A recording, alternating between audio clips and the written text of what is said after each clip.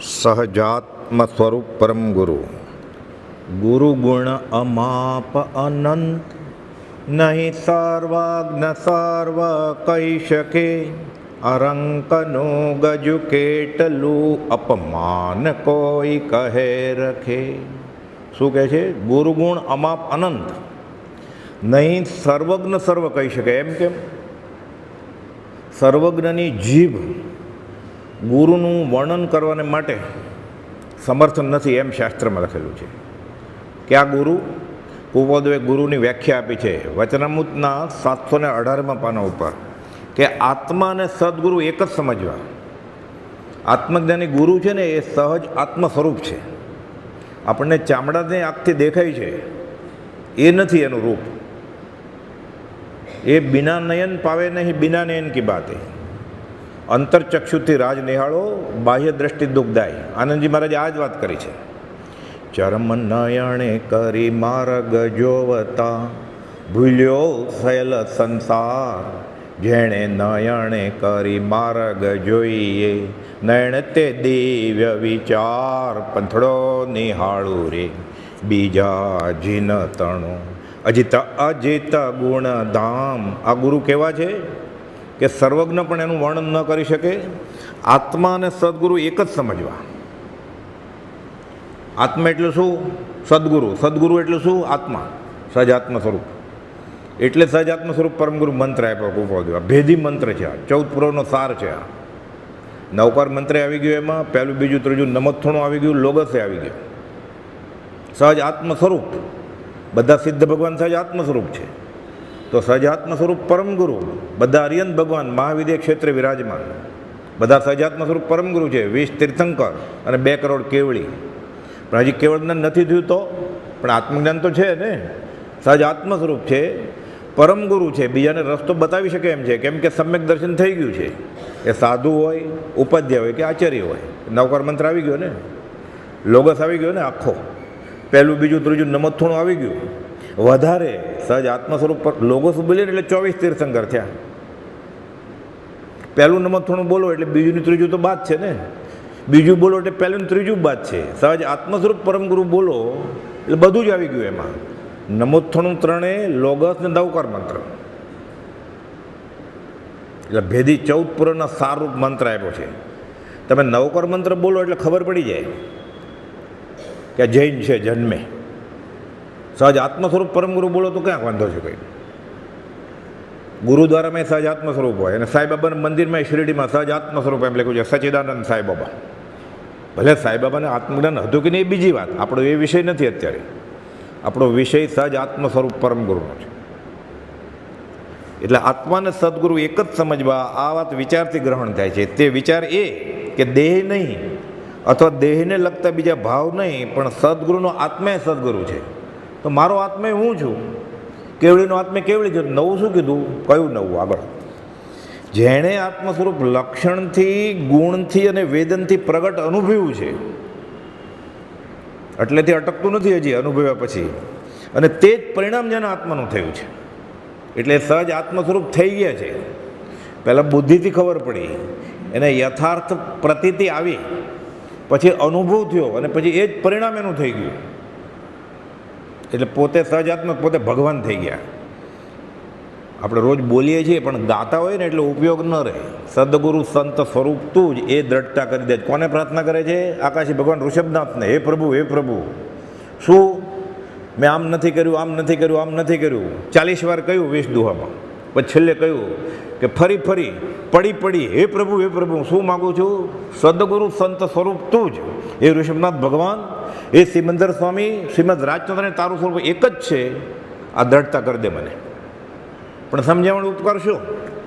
નહીં તો થઈ જાય આ 20મી કડી બોલે ને પછી પહેલો દુઓ ફરીવાર બોલે ને ગાતા ગાતા હે પ્રભુ, હે પ્રભુ, ત્યારે જીરાફની ડોક નીચે આવી જાય. શ્રીમદ રાજચંદ્રને કે તારું સદગુરુ સંત એ તારું સ્વરૂપ છે. ઝવેરીપણું નહીં, ગૃહસ્થપણું નહીં, ફેટો નહીં. મને ચામડાની આંખથી આ બધું દેખાય છે. મુંબઈ આવ્યા ત્યાં વવાણિયાથી કમાવા એ નહીં. ઈડર સાથે, વાક્ષી સાથે બેઠતા હતા તીર્થકરની જેમ, એ તમે છો. પછી સમજાયા. એટલે કહે છે એ જ પરિણામ એનું થયું છે, લક્ષણથી ગુણથી ને વેદનથી પ્રગટ અનુભવ્યું છે, અને તે જ પરિણામ જેના આત્માનું થયું છે તે આત્માને સદગુરુ એક જ છે એમ સમજવાનું છે. તો આ તો શુદ્ધ આત્માનું રૂપ છે સિદ્ધ ભગવાન. તો મોક્ષનું હે ગૌતમ, હું મોક્ષનું સુખ જાણું છું, પણ અહીં કોઈ એવો પદાર્થ નથી કે હું ઉપમા આપી શકું. હું અનુભવું છું. ભગવાન મહાવીરને કહે છે તમે મોક્ષની વાત કરો છો, ગૌતમ ગંડર કહે છે મને ક્યાંક દાખલો દઈને સમજાવો ને. તો હું જાણું છું, હું અનુભવું છું, અહીંયા એવો કોઈ દાખલો નથી. તો કેમ ખબર પડે? છેલ્લે તુંય ચાખી જો મોક્ષનું સુખ તો ખબર પડે. ગોળ કેવો હોય? સાકર જેવો, શેરડી જેવો, સેકરીન જેવો, મધ જેવો, આમ એવો, પણ એક્ઝેક્ટલી એવો નહીં તો કેવો હોય? અને હટ પકડી મને કયો ને કયો. ગોળ ગોળ જેવો હોય તો ખાઈ જોતું. એ ખાધો, મૂંગાએ ખાધો ગોળ, મૂંગાએ ગોળ ખાધો, કબીર કહે છે. બોલે કેવી રીતે? બહુ મજા આવી એમ કહે છે. જીભ તો છે નહીં, બોલે કેવી રીતે? જીભ જ નથી. એટલે કબીર કહે છે 100 ગુંગા ગુડ ખાય કે કહે કોણ મુખ સ્વાદ. એમ હે મહાવીર મને કયો ને મોક્ષનું સુખ, તો હું કહું કેવી રીતે? અહીંયા કોઈ એવો દાખલો નથી, હું અનુભવું છું, પણ એવો કોઈ પદાર્થ નથી અહીંયા. એટલે કબીર કહે છે કે મૂંગાએ ગોળ ખાધો પણ 100 ગુંગા ગુડ ખાય કે કહે કોણ મુખ સ્વાદ. કહેવાય કેવી રીતે? આ અનુભવની વાત છે. તો શું કરવાનું? તો ગુણ નહીં ગાવાના. સર્વજ્ઞની વાણીએ તોછડી પડે તો આપણે ગુણ નહીં ગાવાના, બ્રહ્મચર્ય ગાવાના. ગુરુ ગુણ અમાપ અનંત, નહીં સર્વજ્ઞ સર્વ કહી શકે. આ રંકનું ગુજું કેટલું? અપમાન કોઈ કહે રાખે, અપમાન લાગે ના, અપમાન નહીં.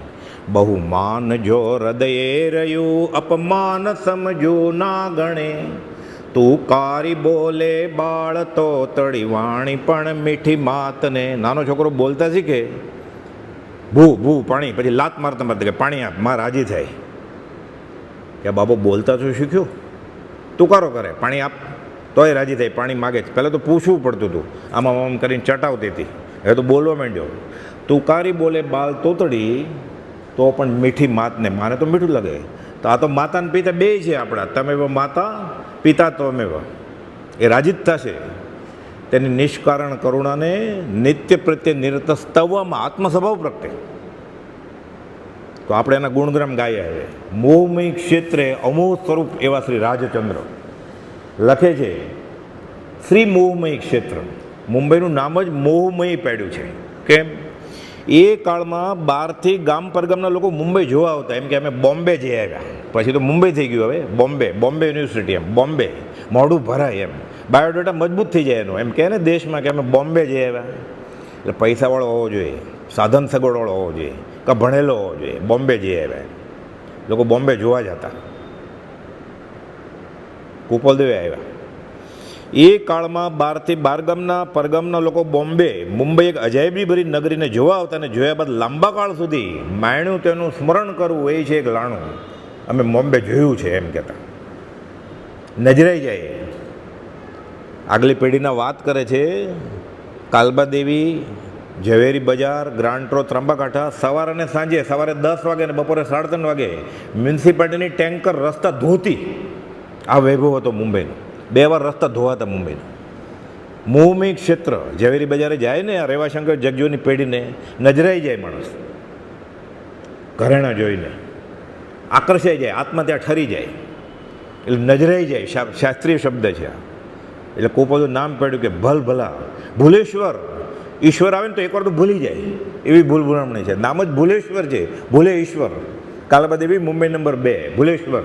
ઈશ્વરે ભૂલી જાય, પણ સાહિત્યમ કીધો એટલે પછી પાછા તરત જ જ્ઞાન હાજર થાય કે અહીંયા ફસાવા જેવું નથી, નહીં તો ભૂલેશ્વર છે આ. એ ભૂલેશ્વરમાં ઈશ્વર ભૂલી જાય, કોપોલ તો ભૂલ્યા નથી ત્યાં આત્માને. એટલે નામ પાડેલું શ્રી મોહમય ક્ષેત્ર, પણ પોતે અમોહ સ્વરૂપ છે, પણ સત્પુરુષ ત્યાં છે ને, એટલે શ્રી મોહમય. તમે લખો છો મોહમય નામ પાડ્યું છે. આખું મુંબઈ અમને સ્મશાન લાગે છે એમ લખે છે. એટલે 10-10 વર્ષ સ્મશાનમાં રહે. નાનપણથી ટેવ હતી, અને 7 વર્ષે શરૂ કરેલું વવાણિયાનું સ્મશાન ને જાતિ સ્મશાનથી, ધરમપુરનું સ્મશાન, ઈડરનું મહાકાળેશ્વર ગુફા સ્મશાન, વસોનું સ્મશાન. મુંબઈમાં તો 10-10 વર્ષ. ત્યાં શું છે? એક ભાઈને પૂછે છે ચર્ની રોડ સ્ટેશન પાસે, તો કે ચંદનવાડીનું સ્મશાન. અમને આખું મુંબઈ સ્મશાન પાસે છે. તો અહીંયા કેમ રહ્યા છો? હમણાં આવશે કેમ રહ્યા છે. મુંબઈ ક્ષેત્રે ઉદયને યોગે વસવાટ છે એટલે લખે શ્રી મોહમય ક્ષેત્રે અમોહ સ્વરૂપ એવા શ્રી રાજચંદ્રના પ્રણામ એમ કે છે. પછી પાછા 376માં પત્રમાં લખે છે શ્રી મોહમય ક્ષેત્રે અમોહ સ્વરૂપ અને લિખિતમાં લખે છે અવિષમ આત્મધ્યાન વર્તે છે એવા શ્રી રાજચંદ્રને નમસ્કાર કરીને હું પત્ર પૂરો કરું છું. એટલે પરમ કૃપાળુ શ્રીમદ રાજચંદ્રને નમસ્કાર કરે છે. કેમ કે ઉપાધિમાં એને સમાધિ છે એટલે. 324માં પત્રમાં લખે છે 4 લીટીનો પત્ર છે, ચોથો તરફ ઉપાધિની જ્વાળાના ભડકા બળે છે. પછી લખે છે કે પરમ જ્ઞાની સિવાય ત્યાં કોઈને શાંતિ રહે નહીં. આગલું વાક્ય છે પછી આશ્ચર્યકારક છે, અમને રહે છે. એટલે કૃપાલદેવ જ્ઞાની નથી, કૃપાલદેવ પરમ જ્ઞાની છે. પાને પાને કહ્યું છે કે હું ભગવાન છું. લોકો ગોતે છે, હજી આકાશમાં ભગવાન ગોતે છે. પરમ જ્ઞાની સિવાય ત્યાં સમાધિ રહેવી મુશ્કેલ છે કે, પણ આશ્ચર્ય છે અમને રહે છે. એટલે અમે જ્ઞાની નથી, અમે પરમ જ્ઞાની છે. મોગમમાં કહી દીધું, ખુલ્લું એ કહી દીધું ને મોગમમાં કહી દીધું. લાંબા કાળ સુધી માણ્યું તેનું સ્મરણ કરવું એ છે એક લાણું, એમ પ્રસંગો વાગોળતા કે અમે ગેટવે ઓફ ઇન્ડિયા જોયેલું, ગેટવે ઓફ ઇન્ડિયા, રાણીબાગ, મ્યુઝિયમ બધું જોયેલું. ડબલ ડેકર બસમાં, લાલ બસમાં બેસતા હતા, પહેલે માળે દરિયો દેખાતો હતો એમાંથી. ભાવચા ધક્કા જોવા જાય, હજી જાય છે તો લોકો અહીંયા રહ્યા હોય 50 વર્ષથી તોય જાય છે ને ત્યાં જઈને ફોટા પાડી આવે તો હજી એટલું મહાત્મ્ય છે તો ત્યારે કેટલું હોય. કૃપાલદેવ આવેલા gateway of India, gateway of મોક્ષ. બાકીના જે કર્મ બાકી હતા ને આ ગેટવે ઓફ મોક્ષ મોહમય ક્ષેત્રે આવીને ખપાવી દીધા. લખે છે જે કર્મ ઘણા લાંબા કાળે પૂરું થવાનું છે એ અલ્પકાળમાં પૂરું થવાને અમારે આવો ઉદય વર્તે છે. એક લક્ષ્ય છે, 1 લાખ કમાવાના હતા, થઈ ગયા એટલે કે બાકીના પૈસા પેઢી રાખે અને આટલા મનસુખને આપી દેજો. રાજીનામું સ્વીકારતા નથી તો કે મને પૂછવું હોય તો પૂછજો, પણ હું પેઢી આવીશ નહીં. 43 થી 53 ત્યાં આવ્યો રે ઉદય કારમો પરિગ્રહ કાર્ય પ્રપંચ રે. ધન્ય રે દિવસ આવો, કેમ દેવું પતી ગયું છે અનંત કાળનું. 415માં લખે છે કોઈ પણ જાતના આત્મિક બંધનથી અમે સંસારમાં રહ્યા નથી. સ્ત્રી જે છે તેનાથી પૂર્વનું ભોગવલી કર્મ પૂરું કરવું છે. આપણે ભોગવલી કર્મ પૂરું કરીએ છીએ કે 37મો ઝઘડાવાળો લગ્ન દિવસ પૂરો થયો તો એ ડીપીમાંથી ફોટો ખસેડતો નથી ડોસો ડોસી. આપણે ઉદયને યોગે છીએ સંસારમાં કે મોહથી છીએ. ઉદયને યોગે એ લગ્ન દિવસ ઉજવે કે બીજાનો લગ્ન દિવસ હોય ઉજવે? આપઘાતનો દિવસ ઉજવવા જાય કોઈ? કુનકુન આચાર્ય મહારાજે લખ્યું છે બ્રહ્મચર્ય અષ્ટકમાં પહેલો શ્લોક છે, પદ્મનંદી પંચવિશંતિ 26મા અધ્યયનનો પહેલા શ્લોકમાં મંગળાચરણ, બીજો શ્લોક છે બ્રહ્મચર્ય અષ્ટક. વધે માત્ર સંસાર જેના પ્રતાપે, ચિરંકાળ જે દેહીને દુઃખ આપે. પદ્મનંદી આચાર્ય કહે છે કે અગ્નિની શાખે, સંઘની શાખે પહેણ્યો છે તોય તું ચિરંકાળ દુઃખી થશ. એ આ માર્ગ છે શ્રીમદ રાજચંદ્ર. ગોતવા જાય ને દીવો લઈને કે કોઈ કૃપાલદેવ માનવાવાળા છે પૃથ્વી ઉપર? હતા અંબાલાલભાઈ, સૌભાગભાઈ, પ્રભુજીજી, જૂઠાભાઈ, બ્રહ્મચારીજી. હવે મળે? કોઈ પામે મુમુક્ષુ વાત. 100 વર્ષ પહેલાં એટલે ગણવા બેસી 137 વર્ષ પહેલાં કૃપાલદેવ એમ કહે છે કે આંગળીને વેઢે ગણ્યા એટલા નથી શ્રાવક. આ તો પડતો કાળ છે. શ્રાવક કે મુમુક્ષુ વધી જાય તો મહાવીર સ્વામી ખોટા પડે. એટલે આ જોઈને નાસીપાસ નથી થવાનું. આ જોઈને જ્ઞાનીની આ દશા આ ક્ષેત્રે આવા હળહળતા કાળમાં, આવા મોહમય ક્ષેત્રમાં કેવી દશા હાંસલ કરી, એટલે આપણે પુરુષાર્થ વધારવાનો છે. આ મ્યુઝિકલ ચેર, સંગીત ખુરશી છે, એક જ દે એ કે હું જીતી જઈશ ખુરશી. મારો નંબર ક્યાંથી લાગે? આટલા બધા છે તો સંગીત ખુરશીમાં, એટલે એને તો લાગશે જ નહીં ને. જે છેલ્લે ઊભો રહી ગયો, જે પલોઠી વળીને બેસી ગયો ખોખોની રમતમાં, એને ખો આવશે એ ક્યારે ઉઠશે? ધક્કો મારશે ત્યારે ને 2 જણ પકડશે ત્યારે. આ ખોખોની રમત છે, આ ઉભડક બેસવું પડે, પલોઠી વળીને ન બેસે. તારે માથે કુપીરીઓ કાળ, ઊંઘ તે તને સિદ્ધને આવે છે. તારે માથે કુપીરીઓ કાળ, ભોજન તે તને સિદ્ધને ભાવે છે. હજી એને આનંદ આવે છે લગ્ન દિવસ, જન્મદિવસ ઉજવવામાં, પોતાનો ગુરુજીનો. અને પાછી આખી જિંદગી 15 વર્ષ એ જ વાંચન કર્યું હોય. અજન્મા એવો આત્મા જન્મે જ નહીં, અજર અમર. તું અનુમોદન કેને આપો છો? આશીર્વાદ આપે, ફરીને જન્મજે, મેની હેપી રિટર્ન. એટલે એકબીજાને આશીર્વાદ આપે જ ને. નરકમાં જાજો, બોલો કે તારા જન્મ છે, હું આશીર્વાદ આપે, તમે જાજો, કે આપણે હારે મળશું કે. ત્યાં તો ભવ પ્રત્યે અવધિજ્ઞાન છે ને, કે તે મને આશીર્વાદ આપેલો એટલે હું અહીં આવ્યો છું, તો કે તે મને આપેલો. લે, કદાચ ભૂલી જાય ને, શાસ્ત્રમાં લખ્યું છે, પરમાધામી દેવ યાદ કરાવડે કે આને લીધે તું અહીંયા આવ્યો છો. પોપાબાઈનું રાજ નથી, પ્રભુજીજી કે શ્રીમદ રાજને માનવું એટલે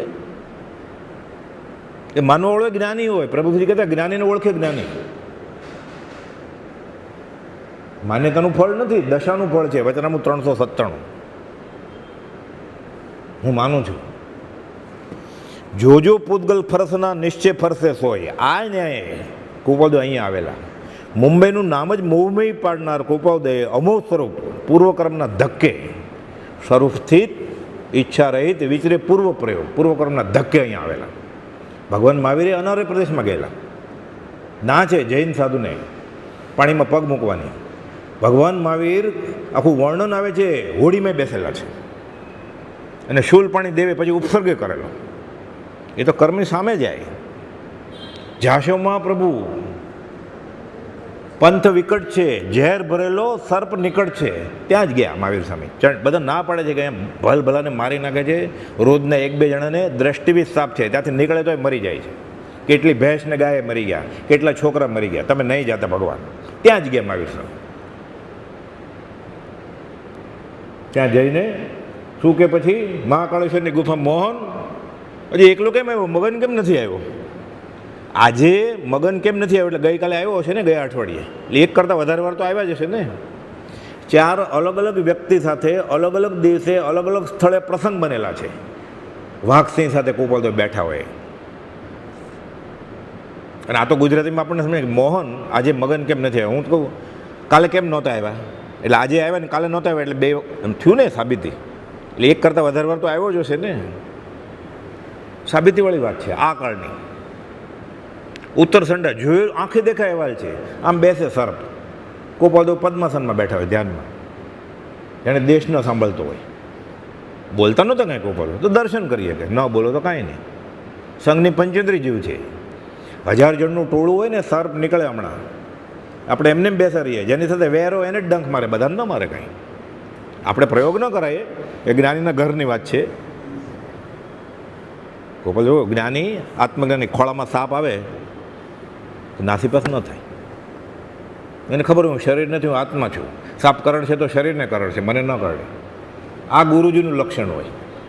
આ આત્મજ્ઞાની લોકોને કેટલું આકળમાં સહેલાઈથી બધા ગુરુજી મળી જાય છે, મુમુક્ષુ મળી જાય છે.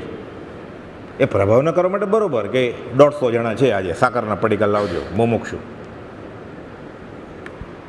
કોઈક સત્પુરુષ વિચરે છે. સૌભાગભાઈને કોબલજો કે કોઈક વિરલો સત્પુરુષ વિચરે, એકાદ હોય, કેમ હોય તો, નહીં તો ગુફામાં હોય, મૌનમાં હોય, કાં તો અટપટી દિશાથી વર્તતો હોય, ગૃહસ્થમાં ઓળખાય જ નહીં. ફેટો ખેસ ડગલો હોય ને પૈસા ગણતા હોય, ઝવેરભાઈ ઓળખાય કે આ જ્ઞાની છે? તરત જ એમ થાય ને, વવાણિયાથી ઠેઠ પૈસા કમાવા મુંબઈ આવ્યા છે. મારે તો એક જ છોકરું છે, એને તો 4 છે. તરત જ વિકલ્પ આવે ને. ઉદયને યોગે આવ્યા છે. જોજો પૂતગલ ફરસના નિશ્ચય ફરસે સોય, મમતા સમતા ભાવ છે કર્મબંધ ક્ષય હોય. કર્મબંધની અને મોક્ષની વ્યવસ્થા શારીરિક ચેષ્ટાઓ પર નહીં, અંતરંગના ભાવ ઉપર છે. बहुत आसवा परिसवा इनमें नहीं संदेह, मात्र दृष्टि की भूल है, भूल गए गत એ આ ભૂલ વહી જાય, જ્ઞાનીને આશ્રમમાં સંવર થાય. આ તો આચાર્ય સૂત્રનું વાક્ય છે. લોકો ગેટ ઓફ ઇન્ડિયા જોવા એ જમાનામાં આવે ને અત્યારે જાય છે. ગેટ વે ઓફ મોક્ષ પૂર્વેનું ઋણ ચૂકતે કરવા ચોગતિ ચોપડા ચવનના ચૂકવવા માટે કુપાલદેવ આવેલા કે જ છે. રેવાશંકરનું પૂર્વેનું ઋણ ચૂકવવું છે, પત્નીનું ભૌગોલિકરનું ઋણ ચૂકવવું છે, રવજી બાપાને કુટુંબનું ચૂકવવું છે. બાકીના બધા પ્રસંગો આ 3માં આવી જાય છે. કે ના બધું આપણને વિશ્વાસ જ ના આવે. અચિંત્ય તો જ મહાત્મ્યનો નથી પ્રફુલ્લિત ભાવ. સૌ પ્રથમ મુંબઈમાં આ બુકમાં છાપ્યું છે ને મેં, આ તો જેટલા ઊંડા ઉતરીએ, જેમ જેમ હું સૂક્ષ્મ વિચારથી ઊંડો ઉતરું છું તેમ તેમ મને ખબર પડે છે કે હું શ્રીમદ રાજચંદ્રને ઓળખતો નથી. આ તો ક્ષિતિજ છે, હોરાઇઝન. દરિયા કિનારે જાય ને એટલે આપણને એમ લાગે સૂર્યાસ્ત વખતે કે આકાશ અને જમીન એક થઈ જાય. થોડું ચાલીએ એટલે આમ જૂ કિનારે, ચોપાટીના કિનારે થોડું આગળ જાય એટલે એટલું જ, થોડું આગળ જાય પછી એટલું જ હોય. અંબાય જ નહીં ક્યારે. કુપાલદેવ ક્ષિતિજ છે, અંબાય જ નહીં. વવાણિયામાં ભોંયતળિયે જે મ્યુઝિયમ છે ને ત્યાં બધા કટિંગ રાખે છે છાપાના. એમાં જામે જમશેદનું કૃપાલદેવ દેહ છોડ્યો ત્યારનું 1901નું છાપું રાખ્યું છે. એમાં લખ્યું છે કે પરમ કૃપાલદેવના પગલાં સૌ પ્રથમ મુંબઈમાં સંવત 41માં પડેલા 17મે વર્ષે. શરૂમાં મેં બુકમાં 1942 લખ્યું છે, પણ એ બુકમાં પાછું બિલોરી કાત લઈને જોઈએ તો એમાં મોટા અક્ષરે ખબર પડે કે 17મે વર્ષે કૃપાલદેવના પગલાં મુંબઈમાં પડેલા સર્વપ્રથમ. એટલે સર્વપ્રથમ કૃપાલદેવ 1941માં સંવત 1941માં 17મે વર્ષે મુંબઈમાં આવ્યા. પછી 42માં ફરીવાર આવ્યા. એ તો ઓફિશિયલી ખબર છે બધું, કોની પાસે ગયેલા ને એ બધું હમણાં વાત આવશે. પછી મોક્ષમાળાના છપાવવાના પૈસા નેમચંદ વસંતજી માંગરોળવાળાએ આપ્યા. ઘણા બધું ધનરાશિ મળી જ ગઈ હતી મોરબી ક્ષેત્રેથી, માણેકબેન તરફથી. સંવત 1943થી ઉદયને યોગે વ્યાપાર અર્થે મુંબઈ આવેલ. પાછા હજી લગ્ન નથી થયા ત્યારે કૃપાલદેવ લગ્ન માટે પૈસા તો જોઈએ ને, દેવું થોડું કરાય. રવજી બાપા કંઈ કમાતા જ નહીં.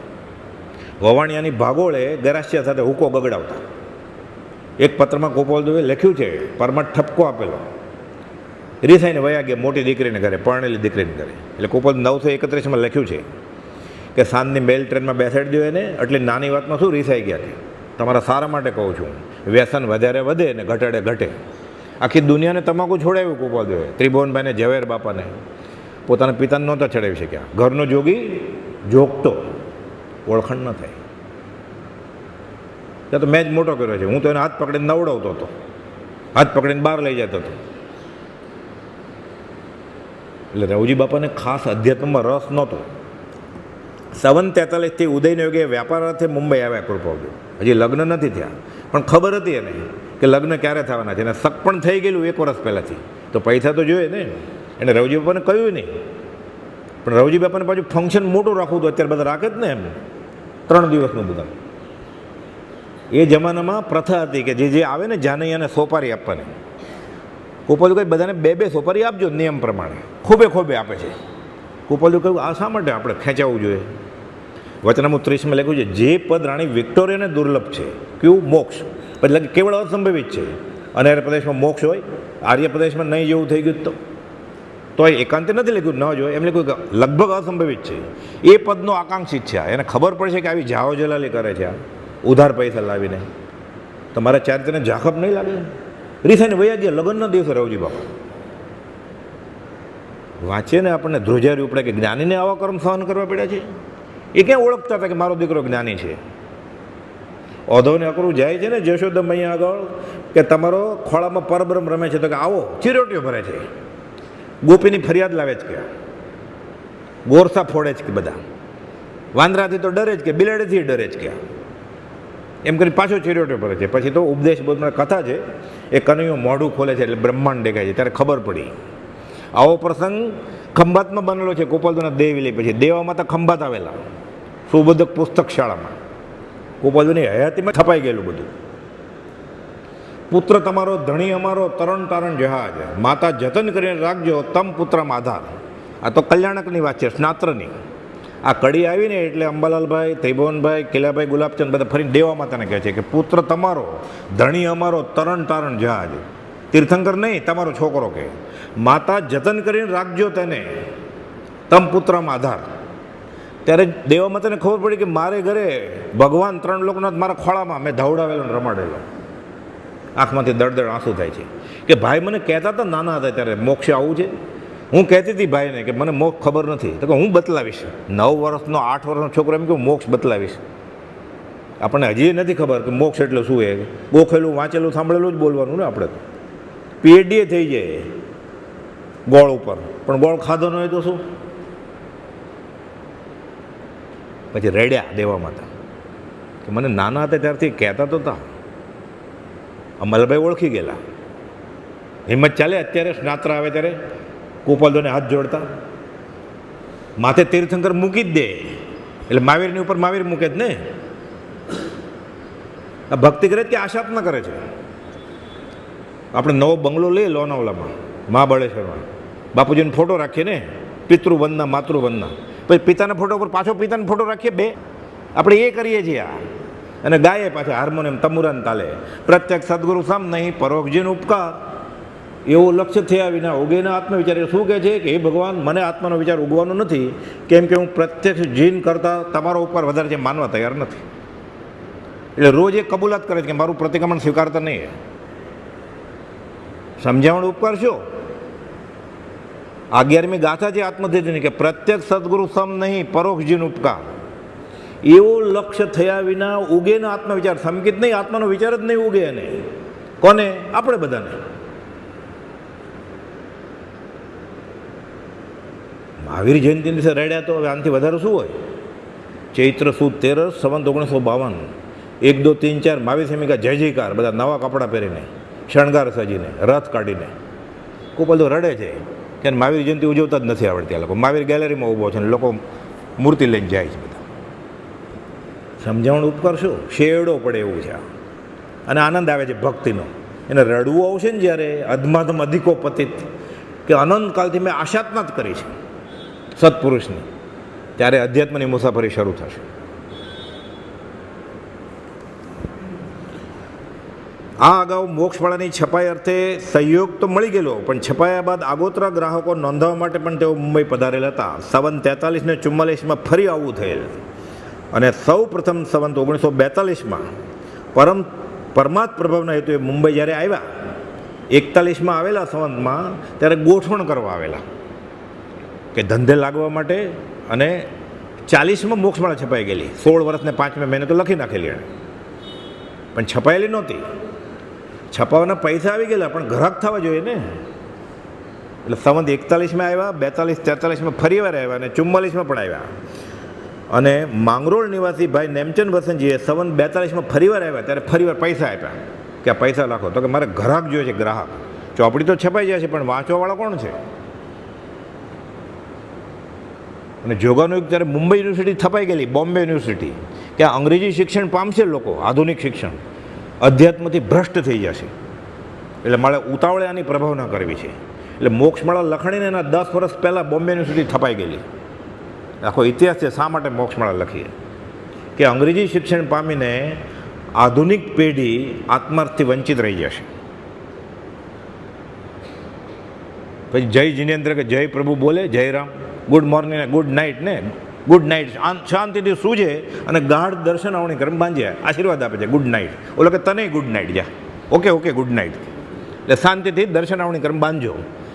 રગે રગે મિથ્યાત્વ છે આપણું. બોલાય ગુડ નાઇટ એટલે શ્રાપ અપાય કોઈને? માતા પિતા પતિ પત્નીને ભાઈને કે ગુડ નાઇટ, કે દર્શન આવણી કરે બાંધજે તું.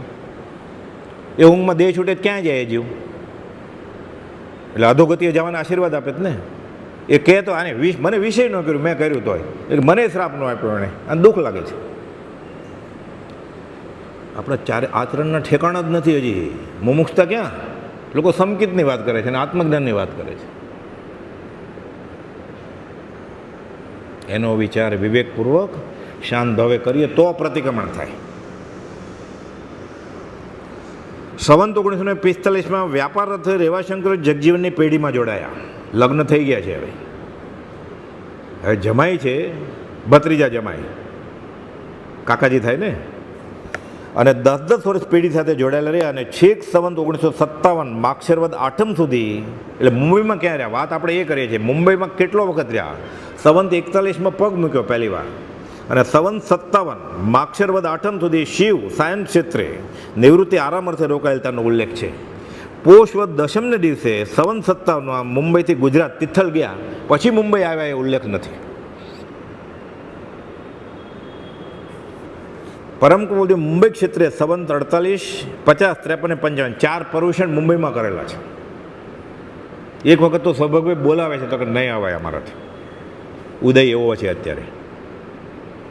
આ બાજુ પેઢી સંભાળવાની, આ બાજુ રેવાશંકર માંદા પડ્યા છે, આ બાજુ સૌથી નાના પણ બુદ્ધિમાં સૌથી મોટા ભાગીદાર પરદેશના જે બધા પત્રો આવે ને, ગોપાલદેવ જવાબ આપે. રંગૂનની પેઢીના સરનામા છે અત્યારે, કઈ પેઢી સાથે વ્યવહાર કરેલો, ગોપાલદેવ જવાબ આપે બધા.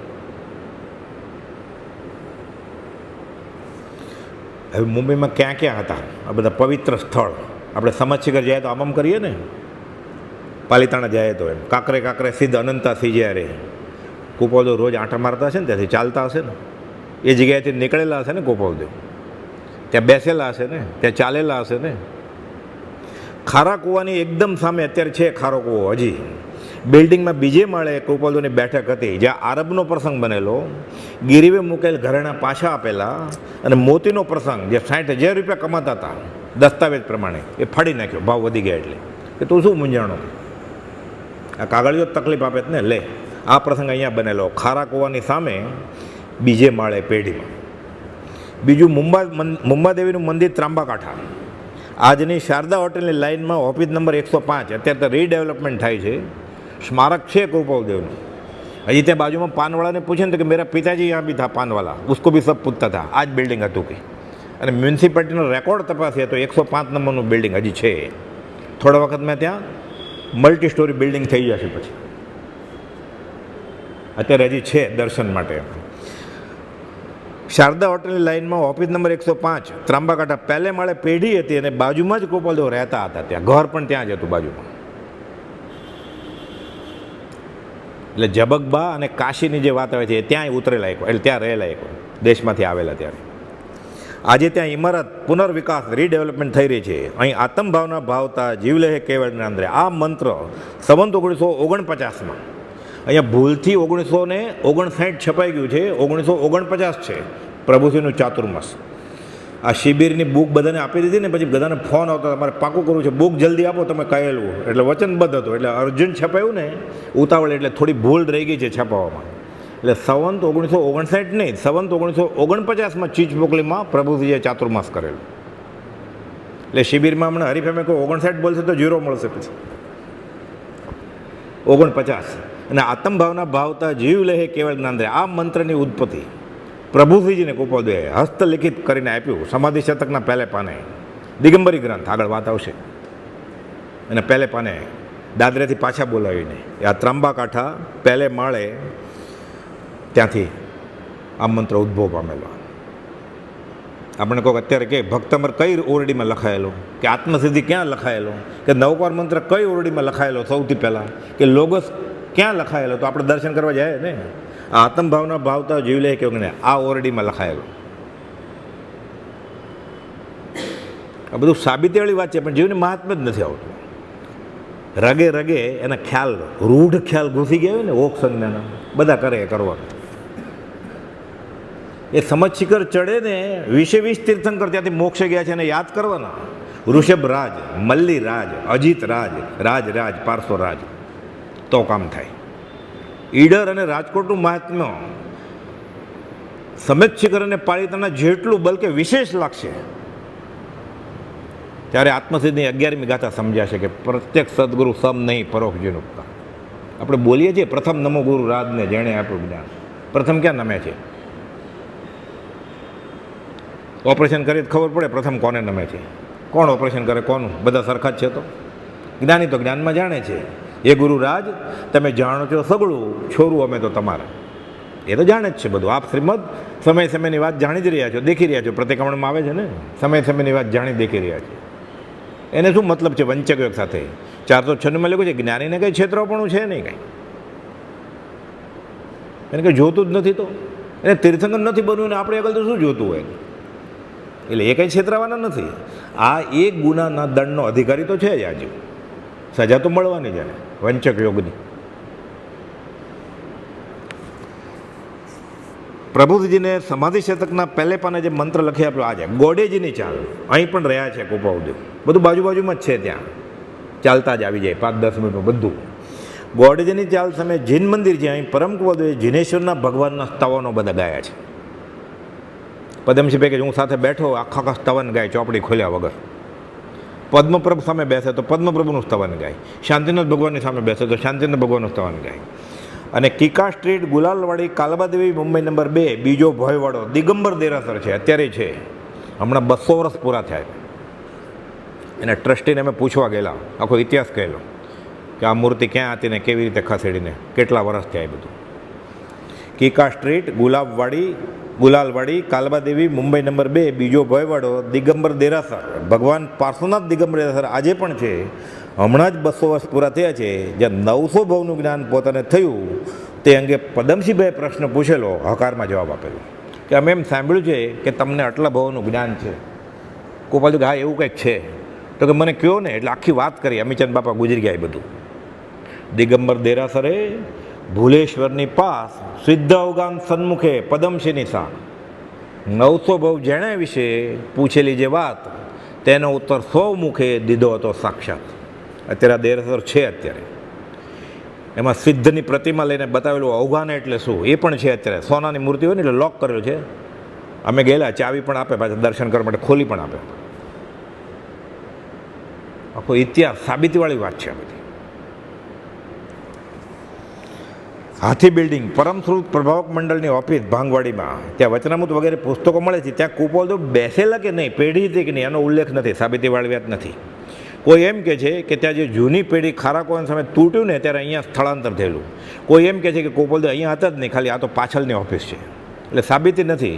એટલે આપણે જાહેરમાં વાત કરતો ત્યારે સાબિતી વગરની વાત બોલવાની જ નહીં. કેમ કે એક ખોટું પકડાઈ જાય તો 99 સાચા ખોટા ઠરે. તો 99 ઓછા છે સાચા. એક જ મળી ગયું કે આ જગ્યાએ કુપોલે કહ્યું 900 ભવનું જ્ઞાન, એટલે પતી ગયું ને. એટલે આત્મા છે ને આત્મા નિત્ય છે, બીજું શું જોઈએ છે? અધ્યાત્મનું 99% કામ તો પતી ગયું ને. તો જંગલમાં જવાનું, નગ્ન થવાનું, પ્રાદયોગ એ થશે પછી યથા અવસરે.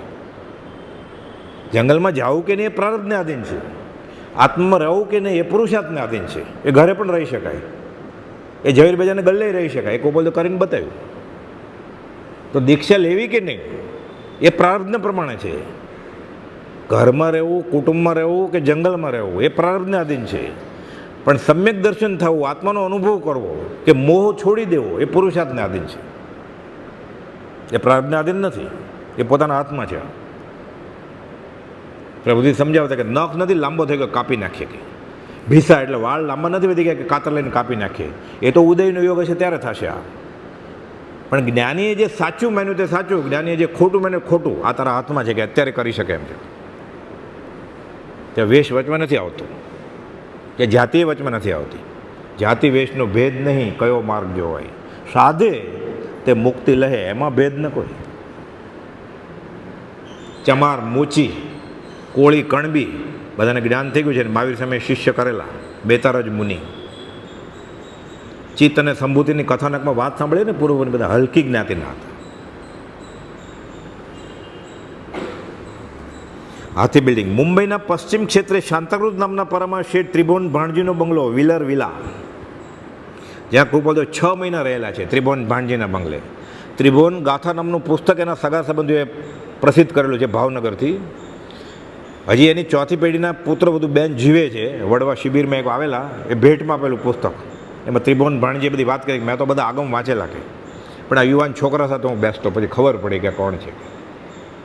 ત્યારે ઓળખાણ નહોતી એટલે એને ભાયરામાં રાખેલા 6 મહિના. પછી કે ખબર પડી મને. નહીં તો કે હું ભાયરામાં રહું ને એને બેસાડું ને ઉપર. પણ સમજાવવાનું કરશો, ઓળખાણ ન હોય તો.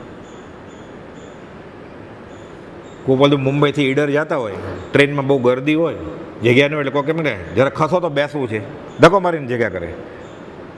એ તો ઈડર આવે, અમદાવાદ આવે, નડિયાદ ઉતરે ત્યારે ખબર પડે. બધા ટોળું લઈને ઊભો હોય ત્યારે અંબાલાલભાઈ શ્રીમંત ને ધીમન ગોપાલજીનો સામાન ઉપાડવા માટે ઊભો હોય ત્યારે ખબર પડે કે આ પુરુષ કોણ છે. કેમ ખબર પડે? ઓળખાણ ન હોય તો કેમ ખબર પડે?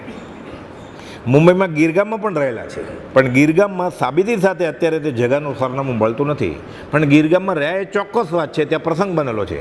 તમારો માણસ ગોદીની તે કચરાઈ ગયો છે, એની ઉત્તર ક્રિયા કરો. આ ગીરગામમાંથી પ્રસંગ બનેલો. ગીરગામનો રોચક પ્રસંગ ગોદીનો તે અહીં ગીરગામ ક્ષેત્ર એટલે રહેલા એ હકીકત છે. ગીરગામમાં ત્યાંથી 10 મિનિટ ચાલે એટલે પછી પેઢી આવી જાય. કે બધું દૂર નથી, બધું બાજુમાં જ છે. સાણંદના સુખલાલભાઈએ 56 મુંબઈ બંદર ગોદીમાં ચોખા રાખ્યા હતા અને તેની સંભાળ રાખવા એક માણસ રાખેલી. એક વખત સુખલાલભાઈ ગોપાલુ સાથે ગીરગામ હતા અને ઘરે ગયેલા. ગોપાલુ કે જે ફલાણો માણસ તમારો સંબંધી છે? તો કે ના, અમે તેને ધ્યાન રાખ્યો છે, આ માલ ઘણો રાખ્યો છે. એટલે ગોપાલુ કે તે ગોદીમાં ઘાસડી પડતા નીચે ચગદાઈ મુઓ છે, દુકાનથી 2 માણસ લઈ જાવ અને સ્મશાન ક્રિયા કરો. ક્યાં ગોદી અને ક્યાં ગીરગામ? એને દેખાય છે આરસી ચોખ્ખી થઈ ગઈ છે. એટલે એ સાણંદના એ જેણે રાખેલો એ નથી, એ કે અમારા કંઈ સંબંધી નથી, એ નહોતો ઓળખતા. એને અમે કે 10 દિવસ માટે રાખ્યો છે, માલ લઈ લઈએ એટલે એને રજા કરશું, આપી દઈશું.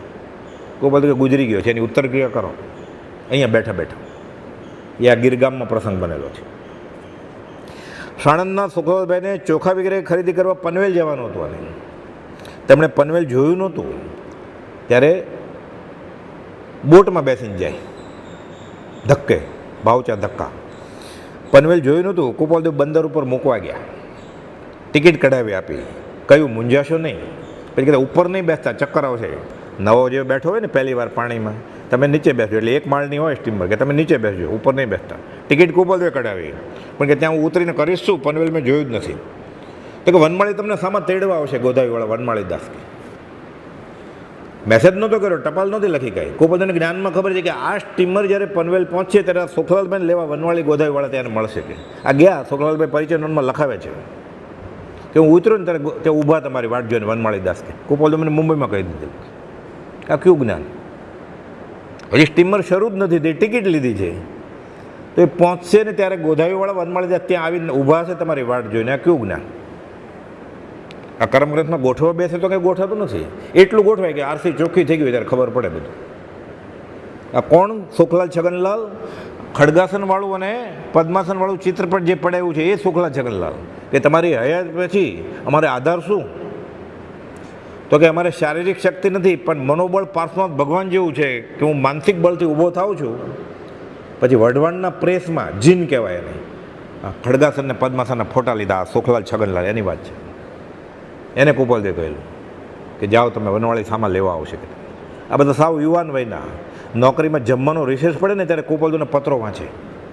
કુંવરજી કલોલવાળા, આ લીમડીવાળા મનસુખ દેવશી એકબીજાને પત્ર લખે. ને કુપાલદેવ જાય વિરંગમ સ્ટેશને ઊભા રહે, બારીમાંથી દર્શન કરે. ખાલી એકવાર ઉતરેલા કુપાલદેવ ઘરે ગયેલા છે એક જ વાર. તારીખ વારવાળી વાત છે બધી. બોધદાયક પ્રસંગો.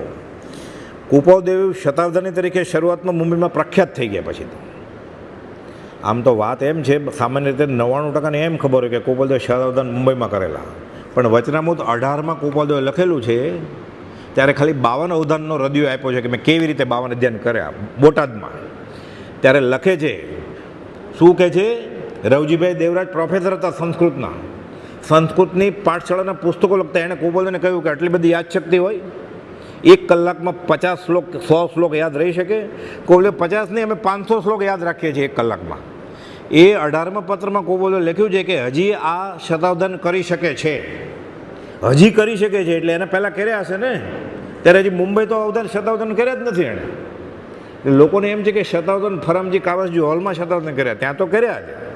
થિયોસોફિકલ હોલમાં તો કર્યા જ. બોટાદમાં 52 કર્યા પછી શતાવધાન કરતા હતા. એ ક્યાં કરેલા અને કોણ ઊભા તે નથી, પણ કુપાલદેવ પોતે લખ્યું છે કે આ લેખક લખનાર હજી પણ શતાવધાન કરી શકે એવી શક્તિ છે. હજી એટલે આને પહેલાં, પછી તો મુંબઈ આવ્યા અને પછી કર્યા. આ તો એને પહેલાંની ઉંમરનો પત્ર છે. એટલે આગળ પાછળ મેળવે તો ખબર પડે કે આપણને કાંઈ ખબર જ નથી, પણ જેટલી ખબર છે એ અધધ છે પાછું. એટલે સંકિતને મોક્ષ થવા માટે પૂરતું છે બધું. ઉદાર સખાવતો કરનાર ટાટા નામના પારસી ગૃહસ્થ તેમનો પ્રત્યેનો પ્રખ્યાત બંગલો બધે ફેરવીને બતાવવા લઈ જાય છે. મેઘજી થોભણ ને પંડિત લાલા ને બધા મોટા મોટાને ઓળખતા હોય, ઉદ્યોગપતિ. આ દાન બહુ કરતા, એટલે આ એમ પરગજુ તરીકે ઓળખાતા.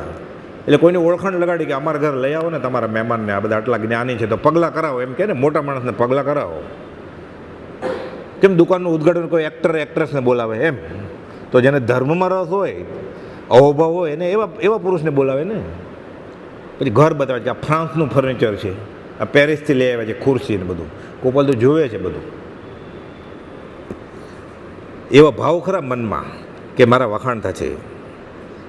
પણ કુપાલદેવ લખ્યું છે, મહાપુરુષો તો ગમે તેવા તુચ્છ વિષયમાં પ્રવેશ છતાં વૈરાગમાં ઝીલે છે. એટલે કહે છે ફરીને એની સામે જોઈને ટાટા, એને કે મારા વખાણ કરશે, કે કેવું પડે આ ફર્નિચર. તો કુપાલદેવ ભોગવશે કોણ? એટલે કુપાલદેવ જાણતા હતા કે આ ગૃહસ્થને સંતાન થવાનું નથી. સંતાન ન થયું, આગળ જતા એને ખબર પડી, મને તો કહી દીધેલું યુવા રાજે બધી મિલકત સમાજ સેવા માટે આપી દીધી, કોમ માટે. ગાંધીજી લખે છે આત્મકથામાં, ખૂન કરતર પ્રત્યે પણ દ્વેષભાવ ન રાખવો, એવું હું રાયચંદભાઈ કવિ તરફથી શીખ્યો છું. કુપાલદેવ એમ કરીને કહેલું કે તમારું ખૂન થવાનું છે, પણ સમજાય? આપણને હજી નથી સમજાતું ત્યારે ક્યાં સમજાય? પાછા લખે છે સત્યના પ્રયોગ આત્મકથામાં કે મને રાયચંદભાઈ કવિએ કહી દીધેલું કે ખૂન કરનાર પ્રત્યે પણ દ્વેષ ન કરવો. એમ નહોતો સમજે કે મને કહી દે છે કે તારું ખૂન થવાનું છે. હવે આત્મા તરફ આવી જા, આત્માને કર્મથી છોડાવો. એ આઝાદી અપાવી અહીંયા રાજકારણનો વિષય નથી. અહીંયા તો કામ એક આત્માર્થનો બીજો નહીં મંદ્રોગ, એટલે આપણે એ ચર્ચા નથી કરવી. કુપોલદેવે વ્યવહારિક વાત કરી જ નથી ગાંધીજીને પણ. એ ગાંધીજી અહિંસાને સત્યના પ્રયોગો ભલે શીખ્યા હોય કુપાલદેવ પાસેથી. એકવાર ગાંધીજીએ ભૂલ ભરેલું વાંચન કરેલું. કુપાલદેવનો દેહ વિલય હોય, આ ચૈત્રવત પાચમ ગઈ ને, મોટી મોટી સભા ભરાય, એમાં ગાંધીજી પ્રમુખતાને હોય, પંડિત લાલન હોય, માણેકચંદ ઘેલાભાઈ હોય, ઉમાશંકર જોશી હોય. એકવાર ગાંધીજી પ્રમુખતાને હતા. એ કહે છે, શ્રીમદ જો જીવતા હોત કવિશ્રી તો મારી આઝાદીની ચળવળના વખાણ કરાતે. હરામ કુપાલદેવ બોલ્યા હતો. વ્યવહારિક વાત કુપાલદેવ એક જ વાત કરી છે, એ દિવ્ય શક્તિમાન જેથી જંજીરેથી નીકળે, આત્માને કર્મની ગુલામીમાંથી મુક્ત કરો. એ બરોબર કર્યું કે નહીં એ રાજકારણનો વિષય છે, એ આત્માનો વિષય જ નથી. એમાં આપણે પડાય જ નહીં. એના માટે ઘણી બધી પાર્ટીઓ છે રાજકારણમાં. 703 ને 704ના છેલ્લા ફકરામાં કુપાલદેવે લખ્યું છે કે અલૌકિક વાતને લૌકિક સાથે મેળવવાની નહીં, જ્યાં સુધી બને ત્યાં સુધી આવા પ્રસંગથી દૂર રહેવાનું. પણ આ વાત શા માટે મેં ઉલ્લેખ કર્યો કે આ ટાટાને એમ ગાંધીજીને એમ કે વખાણ કરત, કે વખાણ કરે. લૌકિક અને અલૌકિક વાત ભેગી કરાય જ નહીં. અહીંયા કામ એક આત્માર્થનું, બીજો નહીં મંદ્રોગ. આત્મા સિવાયની એક પણ વાત હોય અને અન્યમુદ દોષ કહેવાય. કાંતા દ્રષ્ટિનો ગુણ છે આ, છઠ્ઠી કાંતા દ્રષ્ટિ. એટલે થોડા વખતમાં એ સમાધિને ધ્યાનમાં વયો જશે, ભગવાન થઈ જશે, 13મે ગુણ સ્થાને પહોંચી જશે, શ્રેણી માંડશે. 8 દ્રષ્ટિની સજાઈમાં આવે છે કાંતા દ્રષ્ટિ, છઠ્ઠી દ્રષ્ટિ. કુપાલદેવની લઘુશંકા અને દીર્ઘશંકામાં મનસુખ દેશી સાફ કરે ને, એ જમાનામાં બધી વ્યવસ્થા નહોતી આવા ટોયલેટની, એટલે મુંબઈથી થર્મોકોલનું બોક્સ મગાવેલું. અને કુપાલદેવને સંગ્રહણી વારે ઘડીએ ઝાડે જવું પડે, એટલે બધું ભેગું કરે, પછી પરઠી આવે એક સાથે કે હું પરઠવા જાઉં છું ને આમાં જાવંત્રી ને કસ્તુરની સુગંધ આવે છે. તો તને ખબર નથી? છઠ્ઠી દ્રષ્ટિમાં જીવ પહોંચે ત્યારે ગંધ તે સારો રહે, કાંતિ પ્રસન્નતા, અને મળમૂત્રમાં સુગંધ આવે. તે વાંચ્યું નથી શાસ્ત્રમાં? આ તો યશુજી મહારાજની 8 દ્રષ્ટિની સજ્જાઈમાં કાંતા દ્રષ્ટિમાં લખ્યું છે ત્યાં. ત્યારે અન્યમુદ દોષ વયો જાય. આત્મા છે એક પણ વાતમાં અને રસ ન હોય. રસ હોય તો એને ક્ષાયિક સંકેત ન હોય. એ લાદી બદલાવવી, LED બલ્બ બેસાડવાનું, એ કારોબારી કમિટીનું કામ છે, આત્મજ્ઞાનીનું નહીં. અહીંયા પંખા રાખીએ કે AC રાખીએ, એના માટે છે જ 15 જણાની કારોબારી કમિટી. 120 મેમ્બર છે, બીજા મુમુક્ષુઓ છે ઉતાવળા, મદદ માગે એ બધા દોડીને આવશે પ્રાર્થના છોડીને. આત્માર્થનું કામ છે, આત્મજ્ઞાનનું લક્ષણ નથી આ. જ્યાં પૂર્ણ કામપણું છે ત્યાં સર્વજ્ઞતા છે.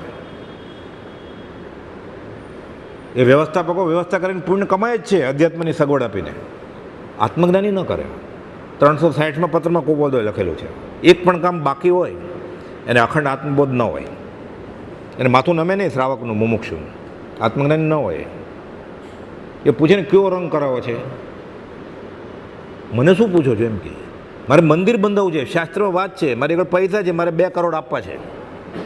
સર્વસંગ પરિત્યાગી સાધુ એમ કે જૈન દર્શનમાં તીર્થંકર ભગવાનની આગમવાણીમાં સાધુ સાધુના અને શ્રાવક શ્રાવિકાના ગુણો છે. શ્રાવક શ્રાવિકે શું કરવું જોઈએ વાંચો ને એ પ્રમાણે તમે અમલમાં મૂકો. એમ ન કે હા કે મારું નામ લખજે તકતીમાં, મારા પ્રેરિત આ ઉપાસનો અને દેરાસર. તોય બહુ આગ્રહ કરે તો પૂછે, કાન ખેંચે એનો, આ પૈસા ક્યાંથી લાવ્યો તું? આ સત્પુરુષ હોય, પૈસા લાવ્યો ક્યાંથી? ખાડો થાય તો ટેકરો થાય ને. આકાશમાંથી તો આપણને શાલીભદ્રની જેમ આપણને કોઈ મોકલતું નથી ને 99 પેટી. શાલીભદ્રના પિતા દેવલોકમાંથી 99 પેટી મોકલતા હતા રોજ. પ્રભુ કહેતા તમારા બાપા દેવલોકમાં ગયા છે ને મોકલે છે. સમજવું પડે. આ આત્મજ્ઞાન આ છે, આ વિતરાગનો માર્ગ છે. બંગલે બધે ફેરવ્યો, આ ભોગવશે કોણ કે સમજી ગયા. બોટાદના રાયચંદ રતનસિંહ મુંબઈમાં મળ્યા. તમારું નામ શું? તો કે રાયચંદ. તો કે માથું રાયચંદ, હાથ રાયચંદ, પગ રાયચંદ, શરીરનો કયો ભાગનું નામ રાયચંદ છે? બોલો શું જવાબ આપે? આગમ બધા વાંચેલા એટલે કુપાલદેવ પરીક્ષા કરવા આવ્યો હોય ઘણા. એ કુપાલદેવ પહેલો સવાલ પૂછે છે ને, રાયચંદ રાયચંદ કયા ભાગનું નામ છે કે તમારું? આ નામથી મને બોલાવે એટલે હું જવાબ આપું કે કોઈ બોલાવે તો પછી એમ જવાબ આપે છે. આ મૃષાવત બોલ્યા કહેવાય કે નહીં? કુપાલદેવ દાખલો આપ્યો છે. આપણે એમ કહીએ ને કે શ્રેણિક રાજાને 2 રાણી હતી, ત્યારે ઉપયોગ હોવો જોઈએ કે શ્રેણિક રાજા આત્મા છે એને 2 રાણી છે એ આત્મા છે, વ્યવહાર ધર્મે પરણેલા ના. આ ઉપયોગ રહે તો સત્ય બોલ્યા કે નહીં તો મૃષાવત કહેવાય. તમારું નામ કહો તો ત્યારે ઉપયોગ હોય છે હું આત્મા છું, આત્માનું નામ ન હોય. પછી વ્યવહારે કહેવાય એમ કે પોસ્ટકાર્ડ મોકલવું હોય તો આ નામે મોકલજો એમ. પણ ખરેખર મુક્તાત્મા હોવાથી તેને વાસ્તવિક રીતે નામ ઠામ સરનામું નથી એમ કહેજો. વચનામૃત 167 14 વાર એ પત્રમાં લખ્યું છે જ્ઞાનાવતાર, નિસંદેહ જ્ઞાનાવતાર. એમાં લખ્યું છે એને કહેજો ધર્મજના અંબારામને. કોને કહે છે? અંબાલાલભાઈને. અંબાલાલભાઈ ત્રિભુવનભાઈ ને કિલાભાઈ એને મોકલે છે કબીરપંથી અંબારામ પાસે. અંબારામની વાણી કબીરપંથી હતા. કુપાલદેવ પૂર્વભૂમાં ગુરુભાઈ હતા, એમાં સાથે અધ્યાત્મની સાધના કરેલી. અમે એને પૂર્વના સ્નેહથી આ કહીએ છીએ કે એને કહેજો, યાદ કરાવડો.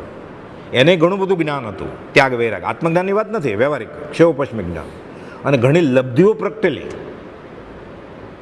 ઉત્કૃષ્ટ ત્યાગ વૈરાગ જન્મેલો એને. એટલે કુપાલદેવ આજ્ઞા આપે છે અંબાલાભાઈ કે જાઓ અને એને કહેજો, પણ અમારું સરનામું કે નામ પૂછે તો કહેજો કે મુક્તાત્મા છે અને નામ ઠામ ગામ ન હોય. મુક્તાત્મા આત્માનું નામ હોય તો પૂછશે તો કહેજો એ વ્યવહારમાં બેઠા છે પણ હમણાં વિતરાગ છે કે એ પત્રમાં લખ્યું છે. એટલે અંબારામ તો સમજે કે ન સમજે, અંબાલાલભાઈ તો સમજી જાય કે વ્યવહારમાં બેઠે તો વિતરાગ છે, એ મુક્તાત્મા છે. એ અંબારામ સમજે કે ન સમજે, આપણે તો સમજીએ. એટલે આપણને કહી દીધું ને કુપાલદેવે કે હું મુક્તાત્મા છું, હું વ્યવહારમાં બેઠા ત્યાં વિતરાગ છું. પછી તો કુપાલદેવ રૂબરૂ આવેલા, મગન બાપા વાત કરતા ત્યાં ફેટો મૂકીને ગયેલા. અંબારામને એ કબીરપંથીને ફેટો દર્શન માટે લટકેલો હતો. અંબારામ ગુજરી ગયા પછી એ ગુજરી ગયા અંબારામ પછી અંબારામની વાણી 150 સ્તવનનું આખું એ મગન બાપાએ પુસ્તક બતાવેલું, એટલે પણ દોરા ધાગામાં પડી ગયેલા, માદળિયામાં, મંત્ર તંત્રમાં.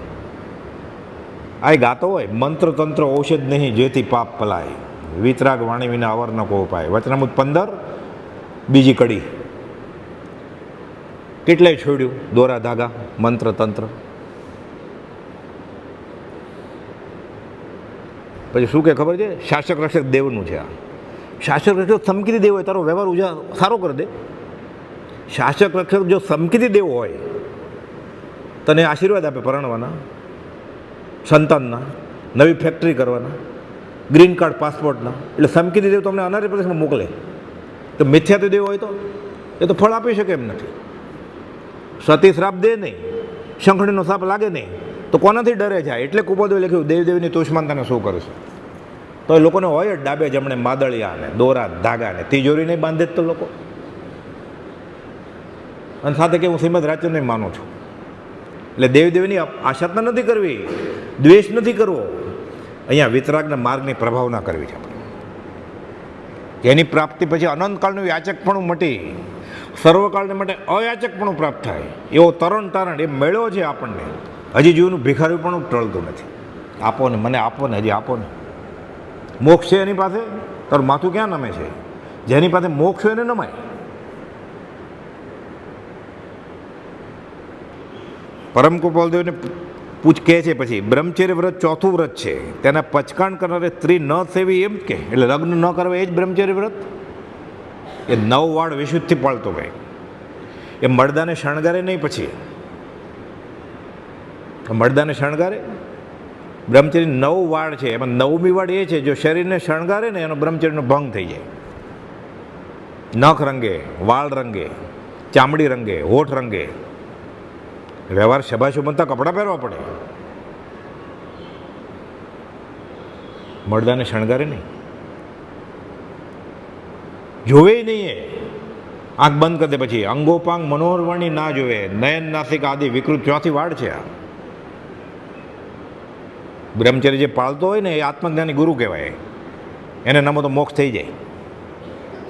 વચનામૃત 600ની છેલ્લી લીટી છે, જે 9 વાળ વિશુદ્ધિ બ્રહ્મચર્ય પાળે એને અવર્ણનીય આનંદ પ્રાપ્ત થાય.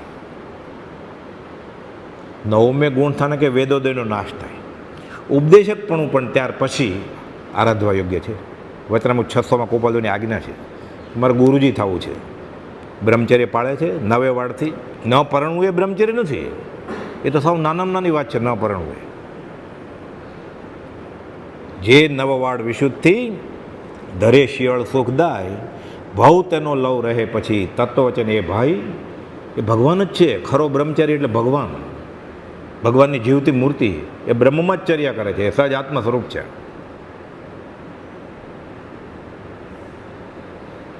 પ્રભુશ્રીજીએ બ્રહ્મચારી ગોવર્ધનદાસજી એટલે બ્રહ્મચારીનું નામ પડ્યું તો 2 છોકરાના બાપ હતા, પછી બ્રહ્મચારી કર્યા પ્રભુશ્રીજીએ બ્રહ્મચારીની આજ્ઞા આપીને.